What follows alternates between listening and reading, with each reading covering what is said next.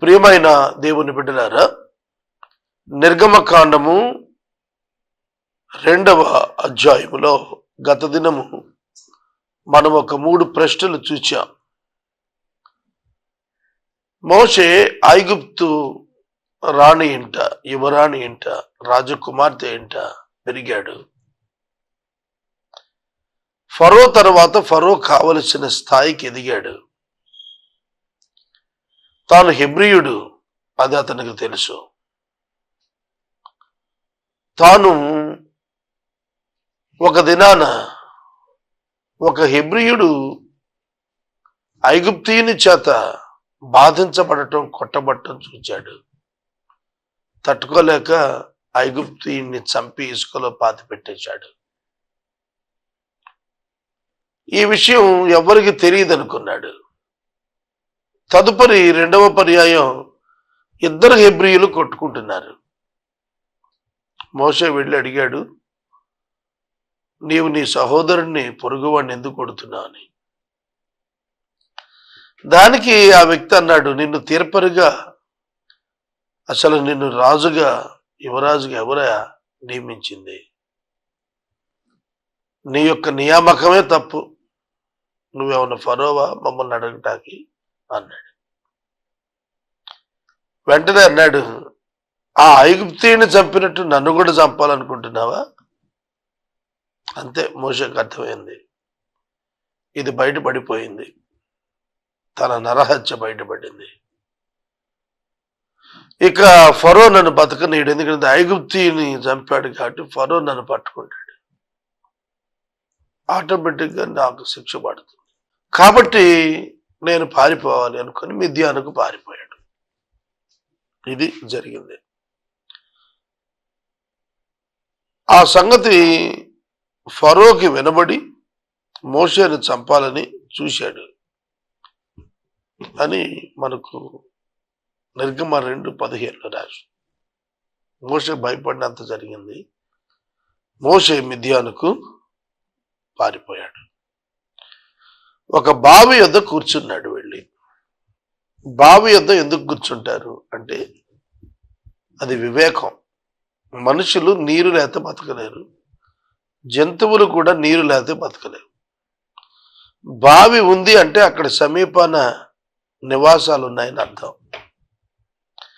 నివాసాల్లో ఉన్నవాళ్ళు బావి దగ్గరికి రోజుకు ఒకసారైనా కుటుంబంలో ఎవరొకరు వచ్చి నీళ్లు పట్టుకెళ్ళటం, కాపరులు వచ్చి గొర్రెలకు నీళ్లు పెట్టుకోవటం, ఇవన్నీ జరుగుతాయి. అందుకే బావి దగ్గర కూర్చున్నాడు.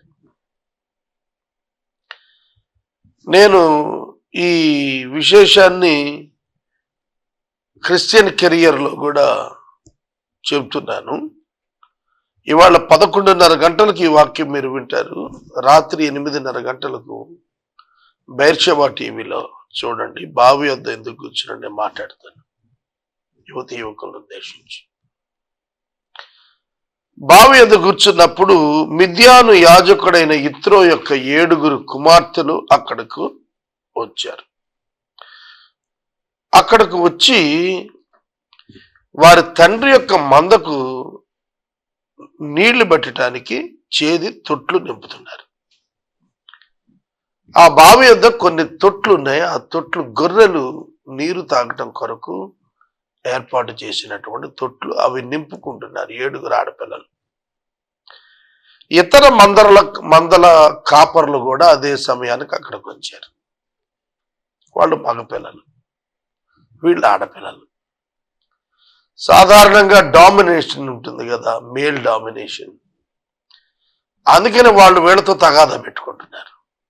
ముందు మేము మా మందలకు నీళ్లు చేది పోస్తాం, ఆ తర్వాత మీరు మందలకు నీళ్లు చేది పోసుకోండి. రెగ్యులర్గా ఇదే జరుగుతుంది కదా, రోజు మేమే కదా ముందు పోసేది, తర్వాత కదా మీరు. అయితే ఈ ఆడపిల్లలు ముందు వచ్చారు, వాళ్ళు వెనకొచ్చారు. మిగిలిన మందల కాపరులైన పురుషులు వెనకొచ్చారు. వెనకాల వచ్చినటువంటి వారు ముందుగా వచ్చినటువంటి వారిని తోసేస్తున్నారు. వెనకాల వచ్చిన వారు ముందుగా వచ్చిన వారిని త్రోసేస్తున్నారు. విచిత్రంగా ఉంది కదా. అవును, అప్పుడు మోషే వాళ్లకు పారద్రోలి ఈ ఆడపిల్లలు నీరు పెట్టుకునేటట్లుగా చేశాడు, సహాయం చేశాడు. Moses helped them. 7 ఆడపిల్లలు సంతోషంగా ఇంటికి వెళ్ళిపోయారు. ఇంటికి వెళ్ళినప్పుడు ఎర్లీగా వెళ్ళిపోయారు. ఎప్పుడు లేటుగా వెళ్ళేవాళ్ళు. ఈసారి ముందుకు వెళ్ళిపోయారు. ఎందుకంటే నీరు తాగేశాయి కదా జీవాలు. ఇక మళ్ళా రేపటి సాయంకాలమే అక్కడికి వచ్చేది వాళ్ళు. ఇంటికి వెళ్ళిపోయారు. ఇంటికి వెళ్ళారు కానీ మోషే మాత్రం ఆ బావి దగ్గర అట్ట కూర్చున్నాడు. He didn't get any invitation. ఇంటికి వెళ్ళగానే ఇతరు అడిగాడు, అమ్మా ఏమిటి ఎంత ఎర్లీగా వచ్చేసారు మీరు? అది ఇక్కడ ప్రశ్న నేను మీకు చెప్పాలనుకుంటుంది. ఇక్కడ 18వ వచనం. వారు తమ తండ్రి అయిన రగూయేలు యొద్దకు వచ్చారు. అప్పుడు అతడు, నేడు మీరింత త్వరగా ఎట్లు వచ్చితిరి? How is it that you have come home so soon today? How is it that you have come home so soon today? ఏమి సంభవించినందున మీరు గృహమునకు త్వరగా వచ్చి ఉన్నారు అనేది అడిగాడు. ఏమిటయ్యా ఇవాళ ఎర్లీగా వచ్చారు? మన జీవితాల్లో కూడా ప్రతి సంభవానికి ఒక కారణం ఉంటుంది. ప్రతి సంభవానికి ఒక కారణం ఉంటుంది. దాని వెనకాల దైవ ఉద్దేశం ఉంటుంది. అది నెరవేరుతుంది అన్నమాట. మనం చాలాసార్లు యాదృచ్ఛికం అని అనుకుంటాం, యాక్సిడెంటల్, ఏదో అలా జరిగిపోయిందని అనుకుంటాం. But it's not accidental, it is incidental. అది కావాలని జరిగింది, అది జరగాల. ప్రభు అది ఎరిగినవాడు. ఆ ఆడపిల్లలు అక్కడికి వస్తారు, మోషే అక్కడికి వెళ్ళాలి. లేకపోతే మోషే 40 ఏళ్ళు అక్కడ ఎక్కడుంటాడు? కనుక in the life of Moses God designed 40 years in the house of a Midian priest. మిద్యాను యాజకుడు ఇత్రో ఇంట దేవుడు అతన్ని ఉంచడానికి ఇష్టపడ్డాడు. అందుకే ది కేమ్ ఫస్ట్. అందుకని వాళ్ళు ముందు వచ్చారు. మనం అనుకుంటాము మనకు సంభవిస్తున్నవి ఏదో అలా జరిగిపోతున్నాయిలే అనుకుంటాం. తలంపు పుట్టించువాడు కూడా దేవుడే, నడిపించువాడు కూడా దేవుడే. పాపము విషయమున నడపని దేవుడు ఎన్నడూ నడపడు. అది వ్యక్తిగతం. కానీ ప్రణాళిక విషయం మాత్రం దేవుడే ఆర్గనైజ్ చేస్తాడు. అదే రోమాపత్రిక 8లో చెప్పింది. తను ప్రేమించు వారి కొరకు సమస్తం సమకూర్చి జరిగిస్తున్నాడు. Moses chosen by God, appointed by God before the creation of the universe. మోషేని ఆ పని కొరకు, విమోచన పని కొరకు దేవుడు ఎప్పుడు నిర్ణయం చేసుకున్నాడు? జగత్తు పునాది వేయక మునుపు. కాబట్టి మోషేకి సంభవిస్తున్నవన్నీ ఆయన సమకూర్చి జరిగిస్తున్నాడు. మీరు గుర్తించాలి ఈ విషయాన్ని. కనుక మీ అపాయింట్మెంట్స్, మీరు మీట్ అవుతున్న వ్యక్తులు, మీరు వెళుతున్న స్థలాలు, మీరు కలుస్తున్న మనుషులు, మీకు జరుగుతున్న సంఘటనలు, వీటన్నింటినీ మీరు చూచినట్లయితే ప్రధానంగా దేవుడు జరిగిస్తున్నది, మానవుడు ఇష్టపడి చేసుకుంటున్నది, అపవాది మానవుణ్ణి శోధించడానికి ఏర్పాట్లు చేస్తున్న ఉరులు. ఇలా 3 రకాలుగా కనిపిస్తాయి మనకు జరిగే సంఘటనలు. ఆ ఉరులు వంటి పరిస్థితులు God allows you to be tested, not to be tempted. మనం పడిపోకుండా ఉంటామా లేదా పడిపోతామా అనేది పరీక్ష. దాని కొరకు దేవుడు ఇచ్చేవే. కనుక దేవుడు తన యొక్క ప్రణాళికను ఇన్ టోటల్ సంపూర్ణముగా తను నెరవేర్చటంలో తాను పరిశుద్ధుడిగా ఉంటాడు, న్యాయవంతుడి గుండి నడిపిస్తుంటాడు.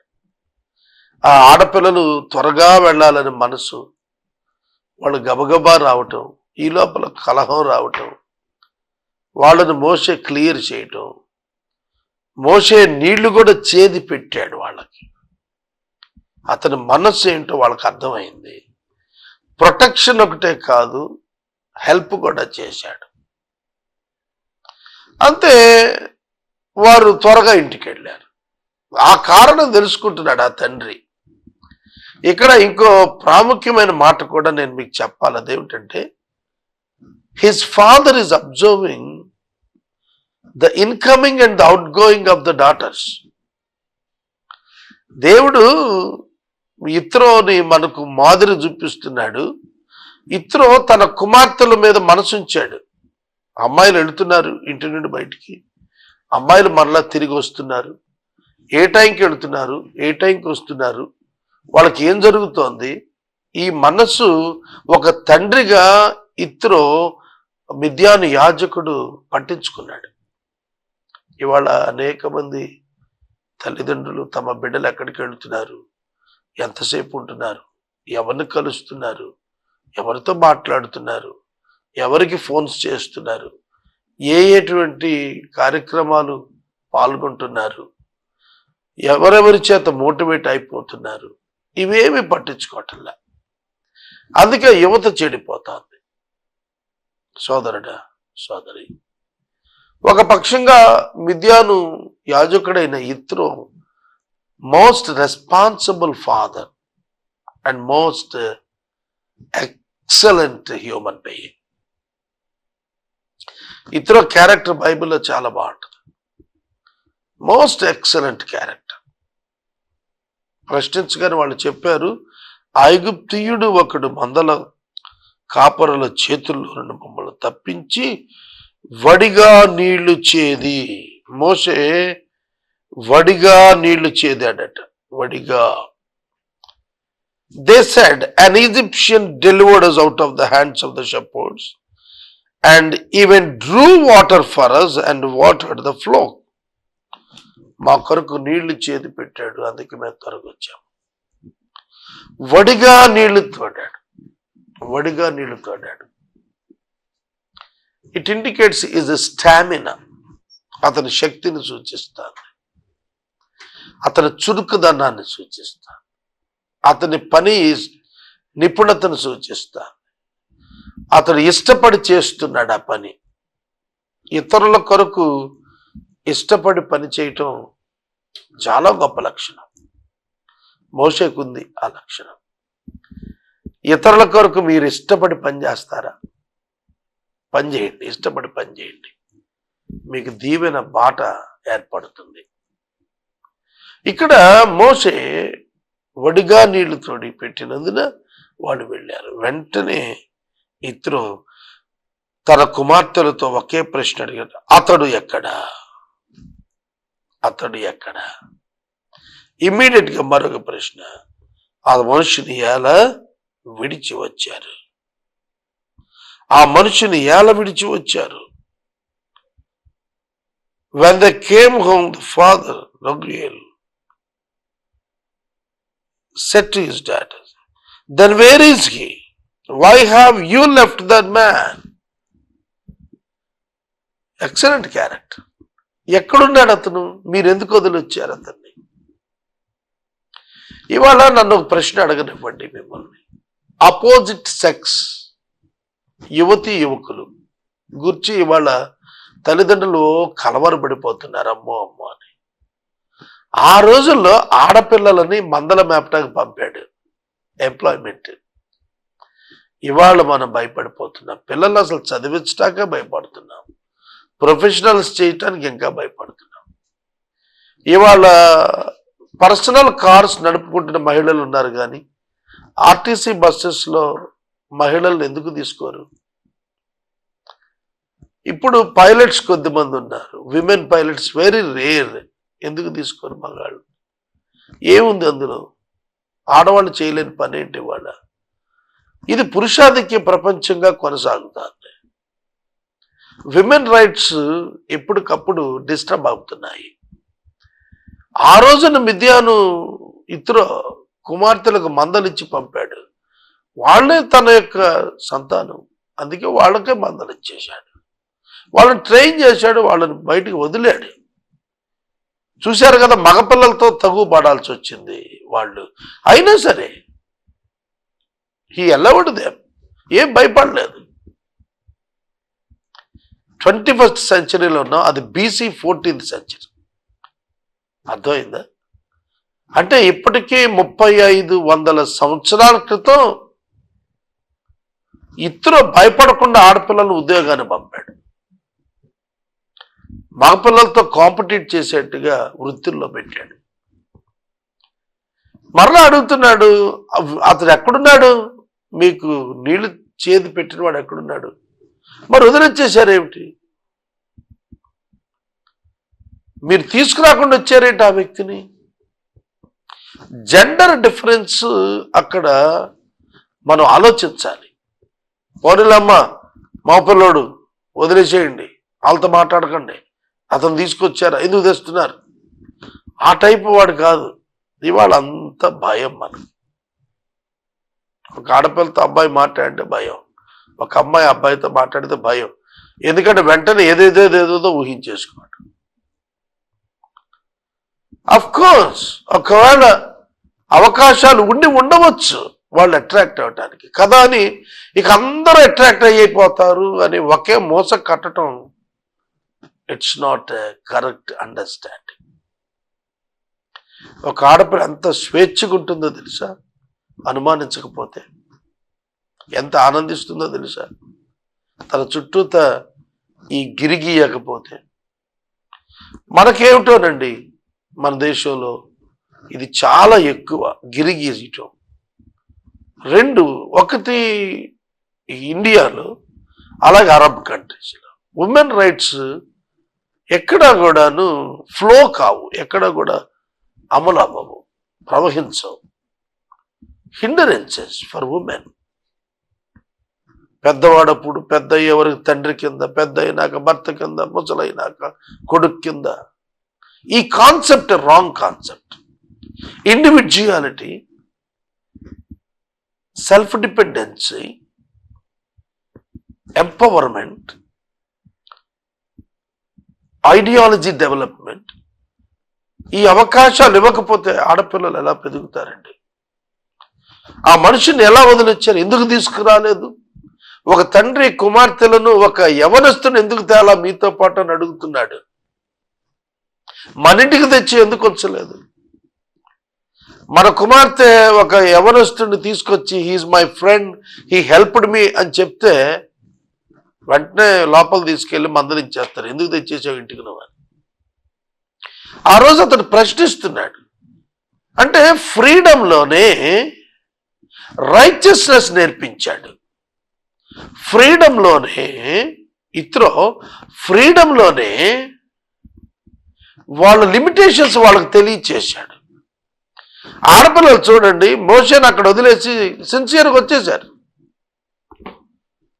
ఏమి ఆయన సెల్ ఫోన్ నెంబర్ వేసుకుని రాలా అక్కడ.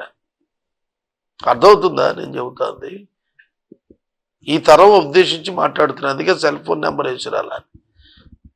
సాగర్ గారు మోషేకి సెల్ ఫోన్ ఉందని అబద్ధాలు చెబుతున్నాడని చెప్పకండి బయట. They don't worry about the things, they know their limitations. వాళ్ళ పరిధులు వాళ్ళకి తెలుసు. ఆ తండ్రి ఆ స్వేచ్ఛ వారికి ఇచ్చాడు, ఆ కుమార్తెలు ఆ పరిధి మెయింటైన్ చేశారు. కనుక వాళ్ళకు కూడా ఇష్టమే అతను తీసుకురావాలంటే. ఏల విడిచి వచ్చారు ఆ మనుషులు. మోషే ఆ మనుషుని ఏల విడిచి వచ్చారు, భోజనానికి అతను పిలుచుకురండి అని చెప్పాడు. భోజనమునకు అతనిని పిలుచుకుని రండి అని చెప్పాడు. భోజనానికి అతన్ని పిలవమంటే వెళ్ళారు, పిలుచుకొచ్చారు. మోషే ఆ మనుషులతో నివసించడానికి సమ్మతించాడు. అతని కుమార్తె సిప్పోరాను మోషేకి అతడు ఇచ్చాడు. అన్య దేశంలో పరదేశిగా ఉండి గెర్షోము అనే పేరు పెట్టాడు పెద్ద కుమారుడికి. నేను ఈ కోణంలో మీతో చెప్పాలని ఆశిస్తున్నది ఏమిటంటే, whoever helps you, don't forget them. మీకెవరు సహాయం చేసినా ఉత్తినే థ్యాంక్ యూ అని చెప్పి వచ్చేయకండి.